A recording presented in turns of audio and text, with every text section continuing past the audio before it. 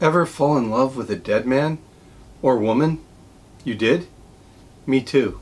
He died before I was born, but nonetheless sometime, I don't know when, maybe it was at that tween age when I was first starting to look out at the wider world, something happened. I realized there was someone special out there, someone singular and unique, and so it began. I talk about it as falling in love because so much of my relationship with Einstein has been a romance. I didn't know the man personally, but I loved what I learned about him and his story. Here's the tricky part. As I got older and had some feel for his science, I loved his science. Retrospectively, I could tell the story of the beginning of the romance differently. How did I fall in love? The recognition of a cosmic speed limit? The speed of light, which no physical thing or piece of information can exceed? How could you not love the thought, if not the thinker? That mass curves space-time, and that gravity brings matter together as a consequence of this curvature? Mind expansion is a powerful aphrodisiac. That mass and energy are equivalent, and that the tiniest bit of matter contains a staggering amount of energy? Told this way, it's entirely plausible to believe that it was these insights that made me swoon. I'm not saying they played no part, but when I first heard them, they were abstracted conclusions from a body of work I couldn't possibly have yet understood in its proper context. They were more like Buddhist koans, exercises to stretch the mind, not conclusions tied to mathematical descriptions of physical reality. Not the overturning of 2 centuries of Newtonian physics I hadn't yet formally studied. They were the products of an enlightened mind, one I marveled at. I wanted to be more like him. No, I fell in love with Einstein in his social context. I fell in love with images of Einstein, popular ideas about his genius, cultural memes I could not yet have understood as romanticizations of who he was. It reminds me of the famous portrait of Henry VIII by Hans Holbein the Younger, often considered a work of propaganda.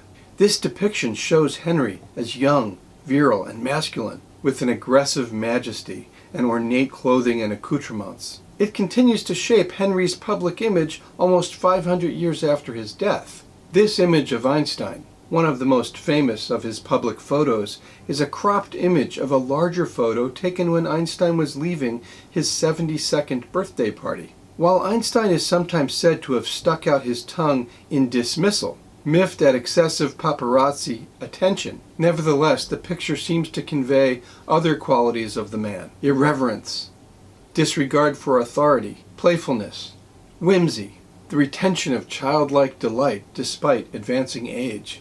While the Holbein portrait of Henry was intentionally crafted, the Einstein tongue picture still functions as a powerful shaper of his public persona. And though it was perhaps snapped at a moment of pique, Einstein quickly grew to love the picture and ordered copies that he used as personal greeting cards. The qualities in the photo support other ideas about Einstein that cultivated a public image. To really understand Einstein the man, to the extent that that's even possible, one might try to collate and patiently parse the vast body of information about this important figure, the way a careful biographer would, or one might read those biographies. What else served to create a public image of Einstein, the one I think I first fell in love with? Many of these things are true things about Einstein. Others are false but pleasing to think. But none of them are the man himself, but in totality render an image of him.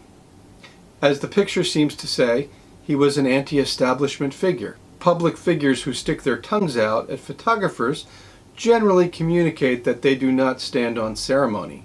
Now this is a true thing. Einstein fits the romantic image of a kind of scientist who is rare today. Science now is very collaborative. People work in groups, sometimes very large groups, benefiting from the input of others, mistakes corrected, the results often the product of the work of many.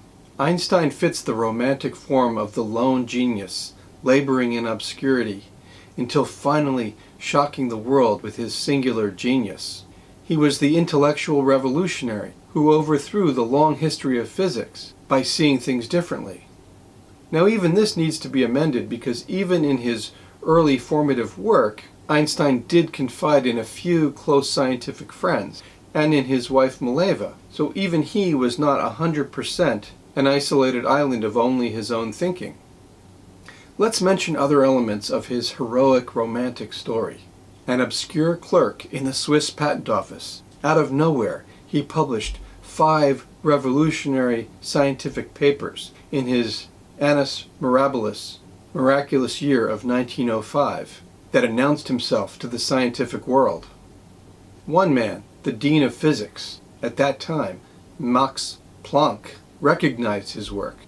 There's even a scene from a Nova episode on PBS, Einstein's Big Idea, that told the story this way.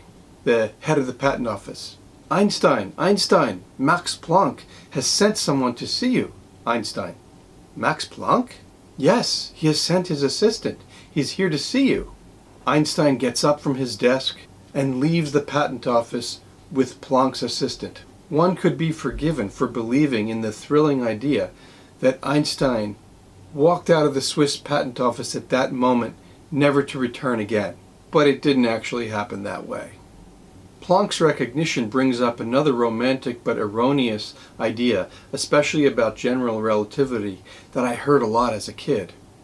At the time, there were only a handful of scientists in the entire world who could understand Einstein's work. I'm not exactly sure of when "at the time" was, and there are newspaper articles that suggest the difficulty of the material, but no doubt this oft-repeated statement was a gross exaggeration. In 1919, after World War I ended, making the effort possible, his work was validated by teams sent to remote parts of the world to observe the position of stars whose light passes close to the sun.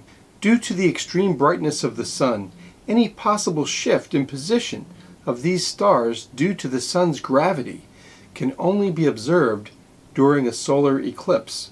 This showed that Einstein's theory, in which the sun curved spacetime, not the centuries-old established model of Isaac Newton, correctly predicted the position of stars whose light traveled close to the sun. Well, this is true. That's what happened.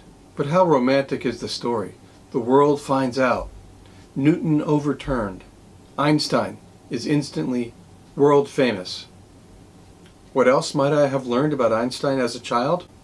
Well, he played the violin, indicating that despite his fame and scientific credentials, he remained a human being. He was a pacifist. He renounced his German citizenship at the age of 17, refusing to serve in the German military, and moved to Switzerland. And after later returning to a professorship in Germany, he left Germany right after Hitler came to power. In other words, he recognized Hitler for who he was, for what he stood for, and for what his intentions were, and he never returned to Germany. He wrote his famous letter to President Roosevelt with Leo Szilard, warning of the possibility of a German atomic bomb, and against his pacifist instincts, encouraged Roosevelt to promote research, lest the Nazis acquire the atomic bomb first. He was old-fashioned, never accepted the probabilistic nature of quantum theory and its implications for understanding the fundamental nature of the universe. We've all heard the famous line, "God does not play dice with the universe." It's now quaint and old-fashioned, but his commitment to his older worldview still resonates with me as admirable. Although there is a frequent misunderstanding of the place of relativity in his scientific work, which was a towering and early achievement. But he himself commented, "I have thought 100 times more about quantum problems than about relativity."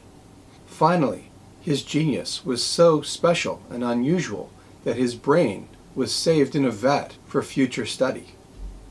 So I distinguish between two things: my mature love of Einstein, the Einstein I have come to believe in, the Einstein who has occupied my thoughts for decades, the Einstein whose science really is breathtaking and thrilling, and whose role in the world and in history scientific history and 20th century history really is outsized. And second, my romance with Einstein, my early falling in love with him, which was not sober and clear-eyed and deep, but perhaps characteristic of early love. It was based on an emotional response, on partial knowledge, and on distorted ideas of the other. The salient details accentuated and selected by my own inner reactions and preferences. And let's be honest, he did not love me back. Not only did he not know me, he'd been dead for years already. So I had a romance with Einstein, and over time it morphed into something else. Something deeper probably, and more real and reliable, like good relationships. But it was an exhilarating ride, and I regret nothing. Be sure to subscribe, hit the notification button, and thanks a lot for watching.